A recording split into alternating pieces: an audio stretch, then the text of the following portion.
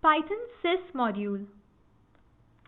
Today you'll learn about the sys module, command line arguments, change the output behavior of shell, read and write in the shell, and a few other things. With the sys module, Python lets us access some system-specific parameters and functions like path. It tells us about the constants, functions, and methods of the interpreter. Let's import sys.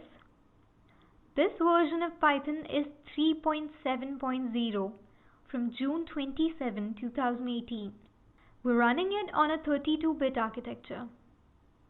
Version info tells us the major, minor, and micro parts of the current version. Get recursion limit tells us the maximum depth it can reach when undergoing recursion.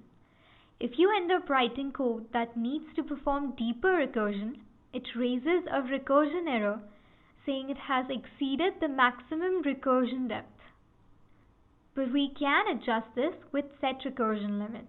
The limit is now 1500.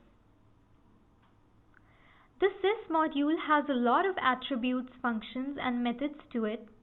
The dir function gives us a list of these: copyWrite, display hook, get recursion limit, get ref count, path, version, and many more. For a detailed account of anything, call the help function on it. With the sys module, we can write a script that takes in command line arguments from the user and stores them in a list. Print the list of command line arguments, and for each index in this list, like if the length is 3, the indices are 0, 1, and 2.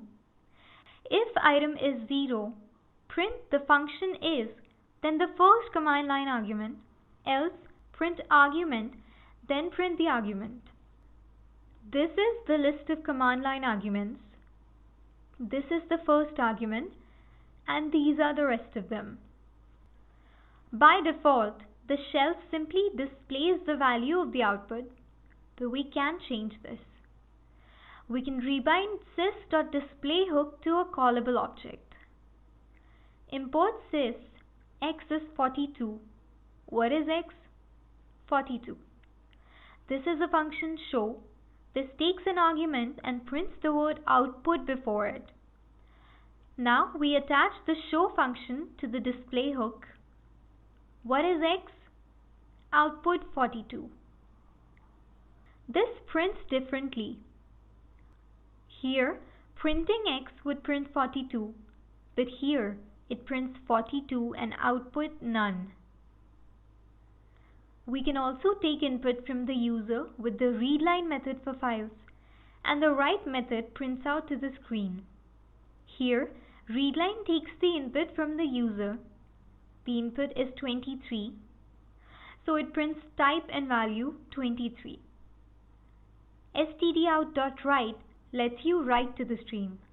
It also tells you how many characters it writes. The modules attribute from the sys module returns a dictionary holding all the modules available in the current namespace of the shell. This is the list of paths. If we'd like it to search in another location whenever it imports something, we can add it to the path. The copyWrite attribute gives us the copyright information about the installed version of Python. Sys.exit allows the interpreter to abruptly exit the current flow of execution and abort whatever it's doing. You can also put this in a try except block. GetRefCount is a function that tells you the number of references to an object. A is 7. Its reference count is 37. When in a program the reference count for a variable drops to 0, it's no longer needed and Python cleans up the memory for it. Set B to A and the count is now 38. And to get the name of the platform you're running it on, sys.platform tells us it is Windows on a 32-bit architecture. If you print hello in the shell, it prints hello in the shell. But if you'd like to log the output into a text file instead, create a sys.stdout object, create a socket opening a file in write mode, assign this to sys.stdout, print the message to log, store the original stdout back in itself, and close the socket. Open the file out.log and you'll see this message has been logged to it. You can also log error information into a text file. Create a socket, store this in sys.stderr.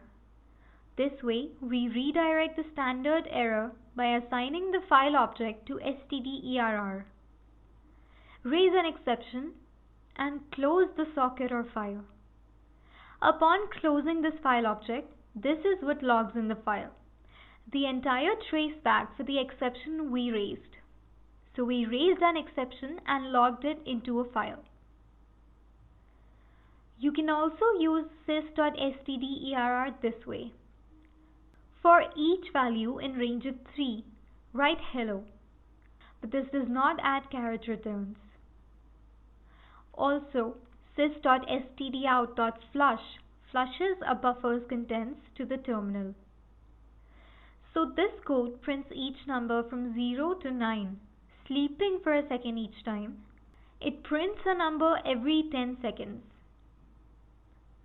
The sys module is great for system-related operations. Next, let's learn to generate random numbers using Python.